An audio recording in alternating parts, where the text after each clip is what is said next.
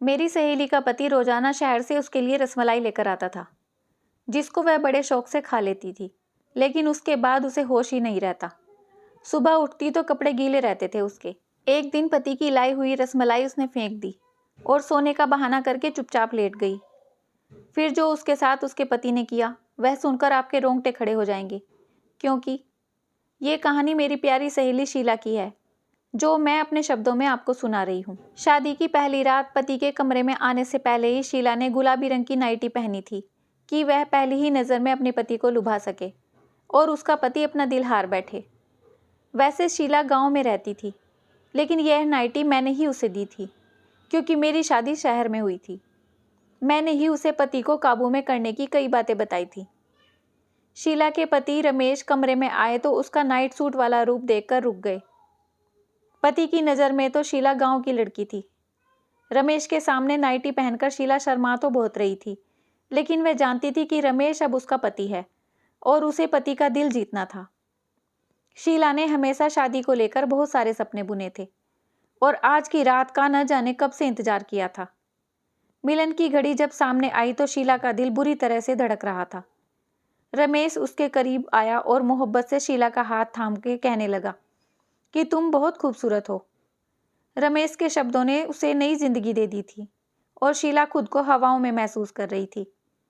रमेश ने अपने कोट की जेब में हाथ डाला तो शीला को लगा कि वह उसे मुंह दिखाई का गिफ्ट देगा, लेकिन जब रमेश ने जेब से हाथ निकाला तो शीला हैरान रह गई, क्योंकि उसके हाथ में एक बॉक्स था और रमेश ने खुद ही वह बॉक्स खोला और कहने लगा कि शादी की रात सबसे पहले मैं तुम्हें अपने हाथ से ही मिठाई खिलाऊंगा। रमेश की बात सुनकर शीला के होठों पर मुस्कुराहट आ गई। रमेश कह रहा था कि शीला के लिए खास शहर से रसमलाई बनवा कर लाया है। रमेश ने मोहब्बत भरे अंदाज में रसमलाई शीला के मुंह में डाली तो शीला ने भी खुशी खुशी खा ली। वह बहुत ही बढ़िया रसमलाई थी। शीला की आंखों में आंखें डालकर रमेश उससे मोहब्बत भरी बातें करने लगा और शीला न जाने कैसे नींद में खोने लगी। थोड़ी देर बाद शीला को कुछ होश ही न रहा। सुबह के वक्त उसकी आंख खुली तो घड़ी में पूरे 11 बज रहे थे। उसके कपड़े गीले थे। शीला हैरान थी कि इस रात के इंतजार में तो उसने एक एक पल गिन गिन कर गुजारा था।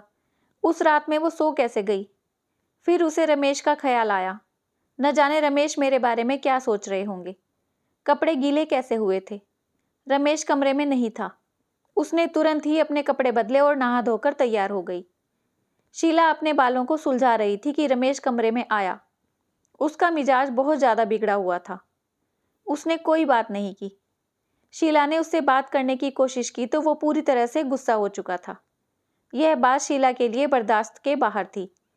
उसने सोच लिया था कि किसी न किसी तरह मैं रमेश को मनाकर ही रहूंगी। रमेश के जाने के बाद उसकी सास कमरे में आई तो शीला की आंखों में आंसू देखकर हैरानी से पूछने लगी कि क्या हुआ बहू? शीला ने उन्हें बता दिया कि मैंने रमेश को नाराज कर दिया है। वो कहने लगी कि मैं अभी रमेश से बात करती हूँ, लेकिन शीला ने हाथ पकड़कर सास को रोक लिया। शीला ने उनसे कहा कि वह रमेश से कोई बात न करें, वरना वो और नाराज हो जाएंगे। उसकी बात सुनकर उसकी सास खामोश हो गई और बोली, छोटी छोटी बातों को दिल पर न लगाओ। कुछ दिन रमेश के साथ रहोगी तो तुम उसकी आदत को अच्छी तरह से समझ जाओगी। शीला उनकी बात सुनकर खुश हो गई थी। शीला अपने माँ बाप की लाडली होने के साथ साथ अपनी सास की भी बहुत लाडली थी। बचपन से ही उसकी ख्वाहिश थी कि उसकी शादी रमेश से हो, और जैसे ही वह 15 साल की हुई तो उसकी सास, जो कि उसकी माँ की बचपन की सहेली थी, उनसे मिलने के लिए आई थी और जाते जाते सबका मुंह मीठा करवा कर चली गई। शीला बहुत खुश थी क्योंकि उसकी सास बहुत ज़्यादा प्यार करती थी और इसलिए उसके माँ बाप को भी इस रिश्ते से कोई ऐतराज़ नहीं था।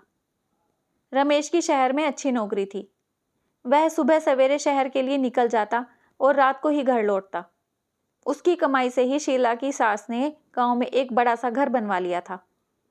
बहुत सालों से शीला और रमेश की मुलाकात नहीं हुई थी क्योंकि वह ज़्यादा वक्त शहर में गुजारता था।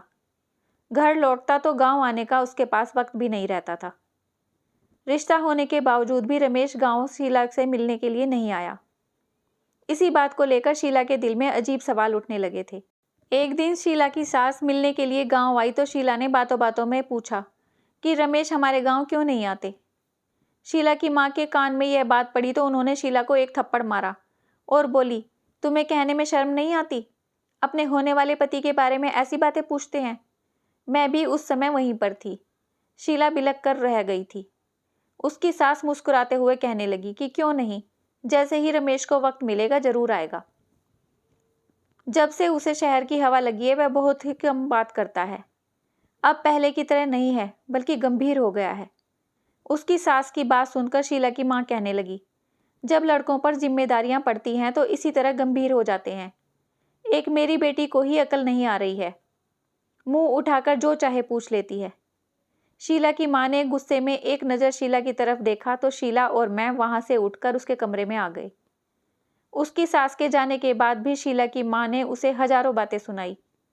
आंटी पता नहीं क्या क्या कह रही थी, पर शीला तो अपने ही ख्यालों में मगन थी। वह यह सोचकर खुश थी कि उसका होने वाला पति भी हीरो की तरह शहरी बन गया है। उसे शुरू से ही शहर में रहने का बहुत शौक था। उसकी सास ने शादी के लिए साल भर का वक्त दिया था और 1 साल का वक्त शीला ने बस सपने बुनने में ही निकाल दिया। लेकिन उसे क्या खबर थी, एक दिन उसके सारे सपने मिट्टी का ढेर बन जाएंगे। कुछ दिन के बाद रमेश और शीला की शादी बहुत सारे रस्मों रिवाज के और धूमधाम के साथ हुई थी। शीला रमेश के साथ विदा होकर ससुराल के गांव चली आई। उसकी सास ने बहुत ही खुशी से स्वागत किया था, लेकिन शादी की रात सोने की वजह से रमेश बहुत ज्यादा गुस्सा था और पूरा दिन उसने शीला से कोई बात नहीं की। शीला सारा दिन बिन पानी की मछली की तरह उसके आगे पीछे तड़पती रही, लेकिन उसने एक नज़र भरी शीला पर न डाली। सारा दिन उसने घर की छत पर गुजारा। गांव में औरतों को छत पर जाना मना होता है, इसलिए शीला उसके पीछे भी न जा सकी। रात के वक्त रमेश खुद ही कमरे में आया। शीला की आंखें रो रो कर सूज चुकी थीं। वह उसके पास बैठकर कहने लगा कि मुझे माफ़ कर दो, मैं गुस्से में आ गया था। मैं तुम्हारे पास बैठा था और तुम इस कदर गहरी नींद सो गई थी कि मेरे उठाने पर भी नहीं उठी, इसलिए मैं गुस्सा हो गया था। शीला को पता था कि गलती उसकी है, इसलिए उसने रमेश से खुद माफ़ी मांगी और कहा कि मैं आगे से आपको शिकायत का कोई मौका नहीं दूंगी। वह खुश हो गया और उसके लंबे बालों की तारीफ करने लगा। शीला सोचने लगी, सारा दिन इस कदर नाराज होने के बाद अचानक रमेश अंदाज इतना अच्छा कैसे हो गया था। रमेश ने एक बार फिर रसमलाई निकाली और अपने हाथों से उसके मुंह में डालकर कहने लगा, मैं जानता हूं तुम्हें रसमलाई बहुत पसंद है। रसमलाई खाओ, तुम्हारी खूबसूरती और बढ़ जाएगी। उसकी बातों में मोहब्बत की इस कदर मिठास थी कि शीला शर्मा गई। रमेश ने उसके हाथ पकड़े और कुछ कह रहा था, लेकिन शीला को कुछ होश ही न रहा और थोड़ी ही देर बाद वह दुनिया से दूर हो चुकी थी। एक बार फिर उसकी आंख खुली तो सुबह के 12 बज रहे थे। शीला के होश उड़ गए थे। वह जान गई थी कि रमेश एक बार फिर गुस्सा हो चुका होगा। अब उसे समझ नहीं आ रहा था कि उसे इस तरह गहरी नींद कैसे आ सकती है। उसके कपड़े पूरी तरह गीले थे और उसे ठंड लग रही थी। वह जल्दी से नहा धोकर तैयार हो गई और कमरे से बाहर निकली तो कमरे के बाहर रमेश गुस्से में उसकी सास से कह रहा था कि आपने ऐसी लड़की से मेरी शादी करा दी है जिसे सोने उठने की कोई समझ ही नहीं है। मैं कैसे इसके साथ सारी जिंदगी गुजार सकता हूँ। इसे यह भी मालूम नहीं कि गांव की औरतें सवेरे उठकर घर के कामकाज करती हैं।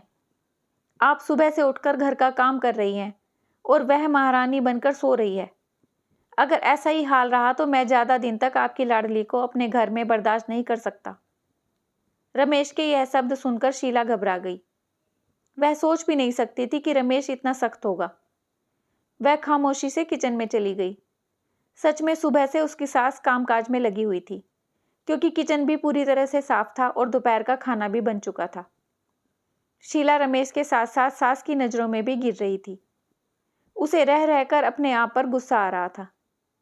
न जाने उसे क्या हो गया था। उसने सारे घर का चक्कर लगाया तो सास पूरा काम कर चुकी थी और शायद इसी वजह से रमेश हद से ज़्यादा गुस्सा था। फिर वह छत पर जा चुका था, क्योंकि उसे अच्छी तरह पता था कि शीला उसके पीछे छत पर नहीं जा सकेगी। शीला सारा दिन रोती रही। वह खुशी जिसके लिए उसने साल भर इंतजार किया था अब तक उससे दूर थी। न ही उसे रमेश के साथ पूरी तरह नसीब हुआ था और न ही उसके दिल में जगह बना सकी थी। और रमेश के शब्द ने उसे अच्छी तरह से यह बात बता दी थी कि अगर उसने कोई गलती की तो वह उसे घर से निकाल देगा। शीला की मम्मी का फ़ोन बार बार आ रहा था। वह कह रही थी कि 1 हफ्ते के लिए हमारे घर आकर रह जाओ। रस्म के मुताबिक शादी के बाद 1 हफ्ते के लिए बेटी अपने मायके रहने के लिए आती है। शीला बिल्कुल भी नहीं जाना चाहती थी, क्योंकि रमेश उससे पहले ही नाराज था। वह सोच रही थी अगर मैं उनको छोड़कर मायके चली जाऊंगी तो शायद वह कभी मुझसे बात ही नहीं करेंगे। रात के वक्त रमेश कमरे में आया तो शीला हैरान हो गई कि रमेश अचानक ठीक कैसे हो गए। रमेश पास बैठकर खुद ही पूछने लगा कि तुम्हारी मम्मी का फोन क्यों आया था। शीला ने सारी बात बता दी तो कहने लगा कि अच्छी बात है, तुम चली जाओ, वरना मम्मी कहेंगी कि मैंने मना किया है। कल से मेरी नौकरी भी शुरू हो रही है। मैं भी सुबह सवेरे शहर जाऊंगा तो रात को ही घर वापस लौटूंगा। तुम 1 हफ्ता वहां गुजार कर आओ और मम्मी को भी साथ ले जाओ। शीला को विश्वास नहीं हो रहा था अपने कानों पर। उसमें इतनी हिम्मत नहीं थी कि आगे की बात सुनती, इसलिए खुशी खुशी राजी हो गई। रमेश ने फिर से रसमलाई निकालकर शीला को खिला दी और कहने लगा, तुम इसे जल्दी जल्दी खाने के बजाय आराम से खाया करो। यह शहर की मशहूर रसमलाई है। शीला रमेश को इस तरह बदलते हुए देखकर बहुत हैरान थी। उसे लगा कि रमेश जितने सख्त हैं उतने ही मोहब्बत करने वाले भी हैं, और उनका गुस्सा करना सही था। मेरी गलती की वजह से वह गुस्सा थे। रमेश कहने लगा कि मैं मम्मी को बताकर आता हूँ कि तुमको कल तुम्हारे गांव जाना है, मेरा इंतजार करना। रमेश की बात सुनकर शीला मुस्कुरा दी। उसने सोच लिया था कि मैं किसी सूरत में आज नहीं सोऊंगी और मुझे रमेश का इंतजार करना है। गांव जाने से पहले उनके दिल से अपनी सारी दूरी को मिटाना है। उसने जल्दी से नाइटी पहन ली। दीवार पर लगे शीशे में अपने आप को देखकर हैरान रह गई थी। उसे लगा रमेश सच ही कहते थे कि रसमलाई खाकर मैं और सुंदर हो जाऊंगी। शीला बिस्तर पर आकर बैठ गई और रमेश का इंतजार करने लगी। लेकिन रमेश के वापस आने से पहले ही एक बार फिर वह सो चुकी थी। सुबह 11 बजे उसकी आंख खुली तो रमेश शहर की तरफ निकल चुका था। वह बहुत सुबह ही शहर के लिए निकल जाया करता था, क्योंकि शहर तक जाने का रास्ता 2 घंटे का था। शीला को खुद पर रोना आ रहा था। शादी के 1 हफ्ते के बाद भी वह रमेश के साथ कोई रिश्ता नहीं बना सकी और सोच रही थी कि रमेश की गुस्से की वजह सिर्फ और सिर्फ मैं हूं। वह यह सोचकर परेशान थी कि मेरे कपड़े गीले कैसे हो जाते थे। शायद रमेश मुझे उठाने की कोशिश करते थे। वह कमरे से निकली तो सास भी गांव जाने के लिए तैयार हो चुकी थी और उसे देखकर कहने लगी कि रमेश तो चला गया है, अब हम दोनों को ही गांव के लिए निकल जाना है। शीला बुझे बुझे दिल से अपने मायके के लिए निकल गई। उसका दिल तो रमेश के साथ ही शहर चला गया था। अब उसे 1 हफ्ते के बाद ही रमेश से मिलना था। घर वाले उसे देखकर बहुत खुश हुए। उसकी छोटी बहन की खुशी का तो ठिकाना न रहा। सारे गांव में उसके आने की खबर पहुंच गई थी, इसलिए औरतों का झुंड मुंह देखने के लिए आने लगा। पड़ोस वाली मौसी की बेटी रीता की शादी थी। वह शीला की पक्की सहेली थी। गांव आकर शीला को उसकी शादी में घूमने का मौका मिल गया। खूब शोर शराबा हो रहा था, लेकिन फिर भी शीला के दिल में कोई खुशी नहीं थी, क्योंकि उसका दिल तो रमेश पर अटका हुआ था। हैरानी की बात यह थी कि जब से शीला अपनी माँ के घर आई थी, उसे बिल्कुल भी नींद नहीं आ रही थी और रमेश के कमरे में आते ही बिस्तर पर गिर जाया करती थी। यहाँ तो सिर्फ करवटें बदलती रहती थी। उसे लगा शायद रमेश की याद मुझे सोने नहीं दे रही थी। मेहंदी की रात ही पड़ोसन मौसी की बहन का बेटा सोहन शहर से शादी में घूमने के लिए आया था। वह बचपन से ही गांव आता जाता रहता था। शीला को देखते ही वो उसके पीछे पीछे घूमने लगा। वो हैरान थी कि उसे हुआ क्या है। उसकी नज़र शीला पर जमी हुई थी और इस बात को शायद उसकी सास ने भी महसूस किया था। शीला को अजीब सी घबराहट हो रही थी कि पहले ही मेरे और रमेश के बीच का रिश्ता कुछ ठीक नहीं है और सोहन के बारे में रमेश को पता चला तो मेरा बसा बसाया घर उजड़ जाएगा। इसलिए वह पड़ोसन मौसी के घर से निकलकर अपने घर वापस जाने लगी तो सोहन उसके पीछे चला आया। उसे रोककर कहने लगा कि मुझे तुमसे मोहब्बत है और अगर तुम कहो तो मैं तुम्हारे घर रिश्ता भेज दूं। सोहन के इन शब्दों ने तो शीला की जान ही निकाल दी थी। उसने गुस्से में सोहन से कहा कि मेरी शादी हो चुकी है और बेहतर यह है कि आगे से तुम ऐसी कोई बात न करना। उसकी बात सुनकर तो सोहन कहने लगा, शहर में मेरा बहुत बड़ा बंगला और गाड़ी है, मैं तुम्हें सब खुशी दूंगा, लेकिन तुम अपने पति को छोड़कर मेरे साथ चलो। मैं हमेशा से ही तुमसे प्यार करता हूँ। मुझे क्या पता था कि 16 साल की उम्र में ही तुम शादी कर लोगी। शीला ने उसे गुस्से से कहा कि आज तो यह बात कह दी, लेकिन आगे ऐसी बात न करना। मैं अपनी पति से बहुत मोहब्बत करती हूँ और तुम्हारी एक गलती मुझे बदनाम कर सकती है। सोहन उस वक्त वापस लौट गया, लेकिन शीला के लिए रीता की शादी मनाना मुश्किल हो गया था।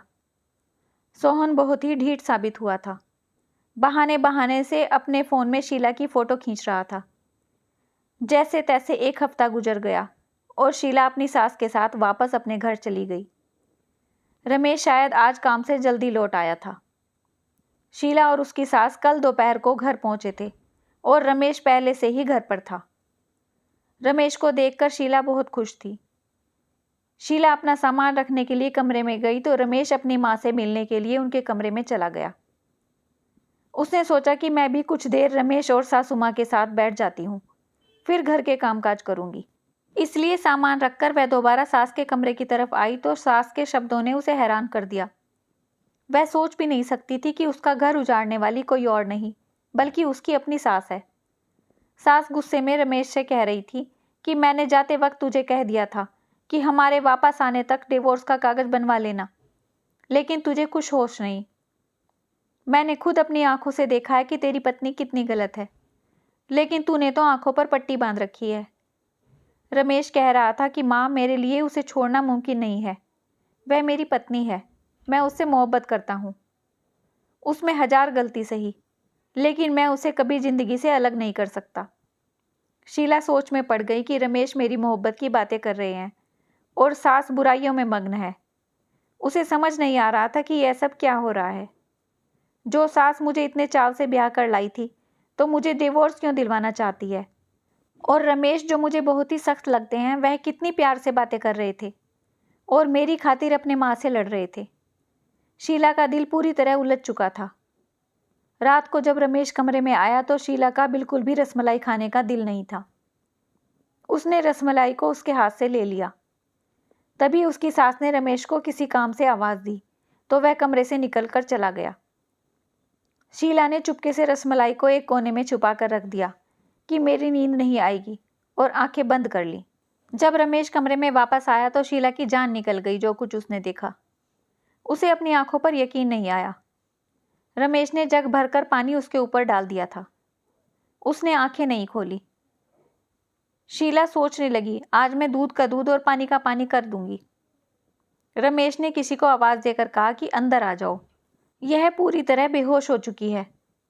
थोड़ी देर में एक खूबसूरत लड़की उसके कमरे में चली आई।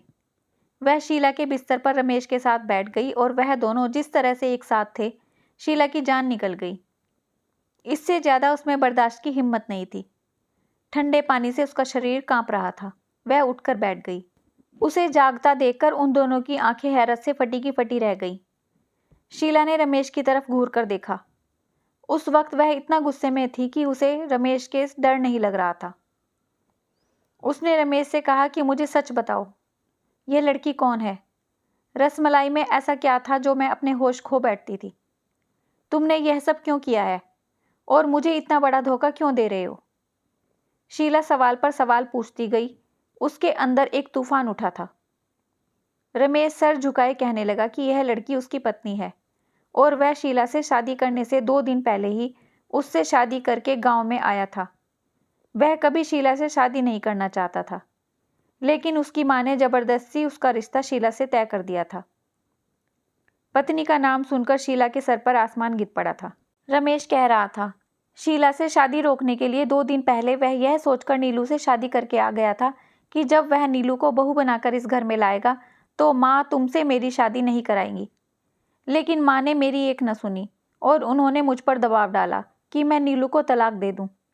मैंने नीलू को छत वाले कमरे में रखा क्योंकि गांव में औरतों को छत पर जाना मना है। इसलिए मुझे यकीन था कि तुम कभी मेरे पीछे छत पर नहीं आओगी।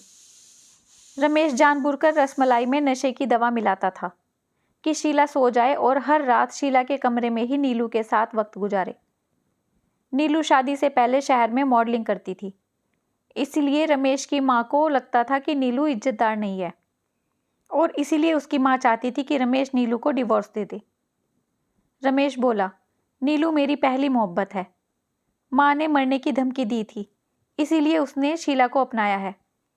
रमेश नीलू को किसी हालत में नहीं छोड़ सकता और इस बात का शीला को अंदाजा हो गया था। रमेश का सच जानकर शीला के पास कुछ कहने और सुनने के लिए नहीं बचा था। वह जान गई थी कि उस दिन उसकी सास नीलू और रमेश के डिवोर्स की बात कर रही थी, जिसे सुनकर उसने गलत नतीजा निकाल लिया था। शीला की बर्बादी के पीछे सिर्फ रमेश का ही हाथ नहीं था, बल्कि उसकी सास का भी हाथ था, जिन्होंने यह जानते बूझते कि उनके बेटे ने अपनी पसंद से शादी कर रखी है, जबरदस्ती उसके साथ शीला की दूसरी शादी करवा दी। शीला ने रमेश के साथ जिंदगी को लेकर कई सपने देखे थे, लेकिन अब ऐसे इंसान के साथ वह कभी जिंदगी नहीं बिता सकती थी जो किसी और से इस कदर मोहब्बत करता था। उसकी खातिर शीला को नशे वाली रसमलाई तक खिला सकता था। शीला ने अपना सामान बांध लिया और सास के पैर छूकर अपने गांव के लिए निकल गई। उसकी सास ने बहुत कोशिश की शीला को रोकने की। वह बार बार यकीन दिला रही थी कि रमेश नीलू को छोड़ देगा और शीला का हो जाएगा, लेकिन शीला कभी ऐसे इंसान के साथ गुजारा नहीं कर सकती थी जो उसे मोहब्बत नहीं दे सकता था। उसने अपने माँ बाप से कहकर रमेश से डिवोर्स ले लिया। वह अपने माँ बाप की लाडो रानी थी। वह उसे खुद ही ऐसी किसी आग में नहीं झोंकना चाहते थे। पड़ोसन मौसी की वजह से सोहन को खबर मिली थी कि शीला अब एक बार फिर से अकेली हो गई है। इसीलिए उसने अपने घर वालों को भेजकर शीला को अपनाने की बात की थी। शीला अभी शादी नहीं करना चाहती थी, इसीलिए उसने साफ साफ इनकार कर दिया। शीला को अब आगे पढ़ना था और अपने पैरों पर खड़ा होना था। उसने दोबारा पढ़ाई शुरू कर दी। हर शादी कामयाब हो यह जरूरी नहीं, लेकिन एक नाकाम शादी का मतलब यह नहीं कि इंसान नाकाम होता है। अपनी शादी की नाकामी के बाद शीला बहुत ज़्यादा कामयाब हो गई थी। पढ़ाई के मैदान में झंडे गाड़कर उसने पूरे गांव का नाम पूरे जिले में रोशन कर दिया था। अगर मेरी कोई प्यारी सी बहन या बेटी नाकाम शादीशुदा जिंदगी का शिकार हो गई है, तो ये याद रखना कि जिंदगी में आगे बढ़ने के लिए नए रास्तों की तलाश करें और जिंदगी की दूसरी कामयाबी को समेटें। मेरी सहेली की ये छोटी सी कहानी अगर किसी एक बहन और बेटी की जिंदगी भी संवार पाई तो मुझे खुशी होगी। धन्यवाद दोस्तों। कैसी लगी ये कहानी आपको? अपने विचार कमेंट्स में ज़रूर बताइए। अगर कहानी अच्छी लगी है तो लाइक शेयर सब्सक्राइब करना मत भूलिए। अपना खूब सारा ध्यान रखिए, खुश रहिए, मुस्कुराते रहिए।